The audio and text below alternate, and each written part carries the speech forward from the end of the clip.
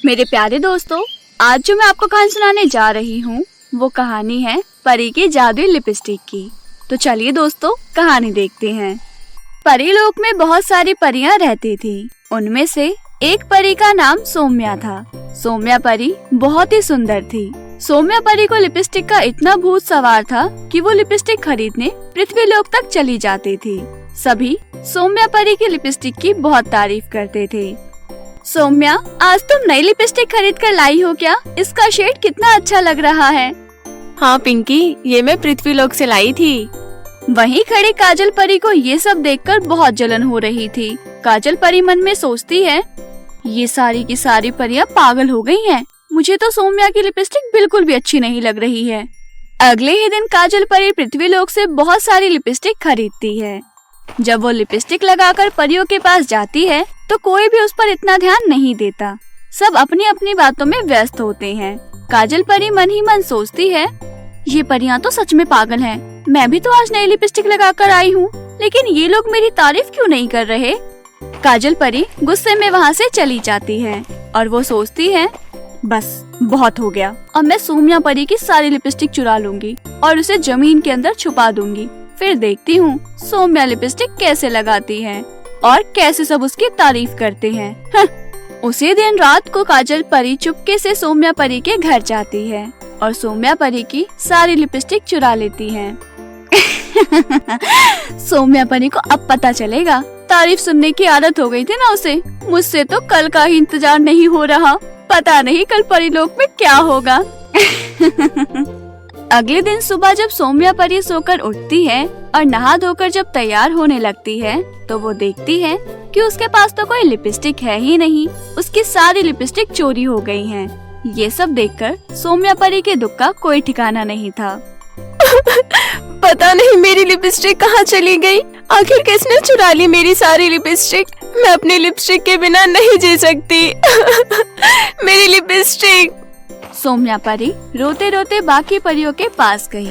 सभी परियों ने सौम्या परी से पूछा, क्या हुआ सौम्या, तुम रो क्यों रही हो?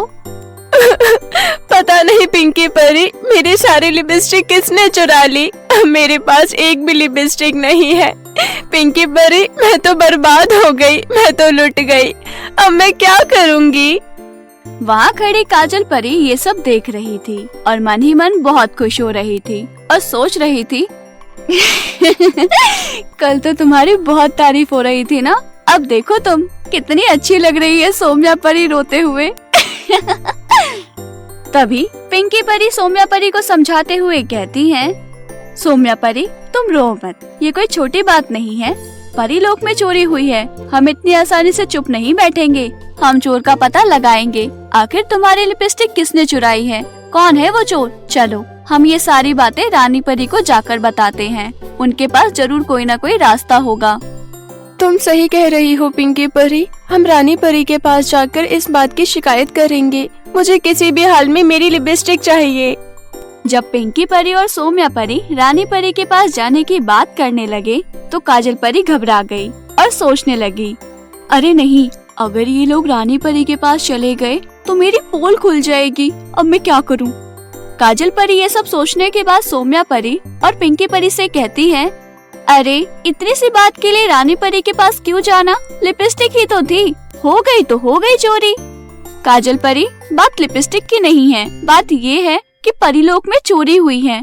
हम इस बात को रानी परी के पास जरूर लेकर जाएंगे। इतना कहने के बाद सभी परियां रानी परी के पास जाती हैं।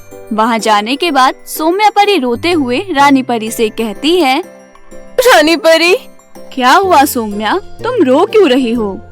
रानी परी, किसी ने मेरी सारी लिपस्टिक चुरा ली है। मैं जब रात को सोई थी तो सारी लिपस्टिक थी, लेकिन जब मैं सुबह उठकर तैयार होने गई तो वहाँ एक भी लिपस्टिक नहीं थी।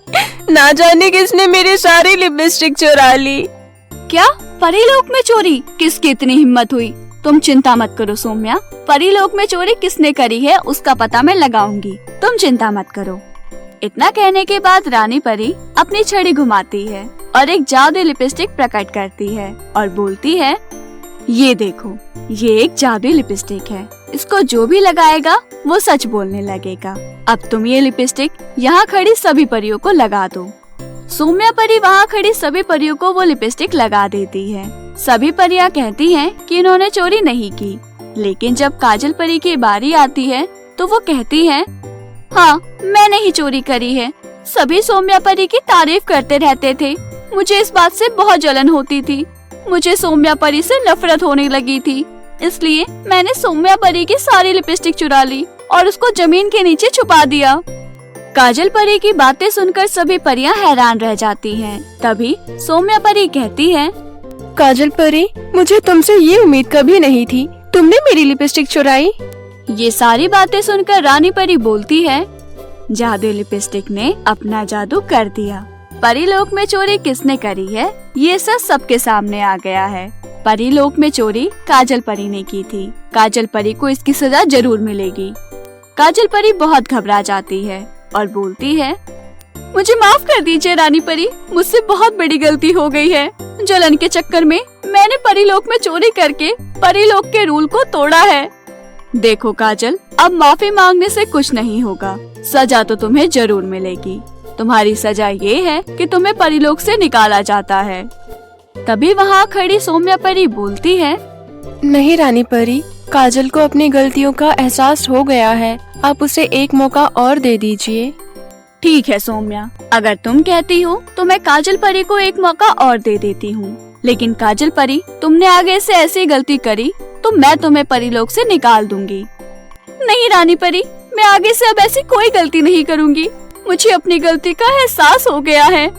काजल परी की आंखों में आंसू आ जाते हैं और वो सर झुकाकर सौम्या परी से कहती है, मुझे माफ कर दो सौम्या, मैंने तुम्हारी लिपस्टिक चुराई और तुमने फिर भी रानी परी को मुझे परीलोक से निकालने के लिए मना कर दिया। तुम कितनी अच्छी हो, मुझे माफ कर दो। तुम माफी मत मांगो, तुम्हें तुम्हारी गलती का एहसास हो गया, यही बहुत बड़ी बात है। अब तुम ऐसा कभी मत करना। उसके बाद काजल परी सौम्या परी को उसकी लिपस्टिक वापस कर देती है।